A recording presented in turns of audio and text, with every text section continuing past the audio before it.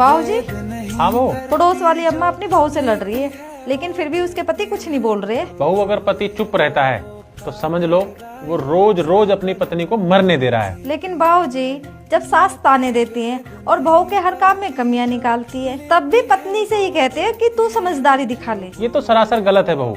समझदारी का बोझ हमेशा बहू के कंधों पर ही क्यों रखा जाता है? पति का पहला फर्ज है कि वो अपनी पत्नी की इज्जत का पहरेदार बने। लेकिन बाबू जी, पति प्रोटेक्ट करे तो कैसे?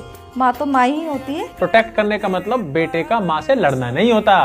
प्रोटेक्ट करने का मतलब होता है गलत को गलत कहना। जब माँ बहू को ताना दे तो बस पति इतना कह दे कि माँ मेरी पत्नी मेरी जिम्मेदारी है। बाबू जी, अगर पति ये भी ना करे तो याद रखना बहू, जहाँ पति खामोश रहता है वहाँ औरत टूटती है, और जहाँ औरत टूटती है वो घर भी धीरे धीरे टूट जाता है। और ये भी याद रखना बहू, घर सास के तानों से नहीं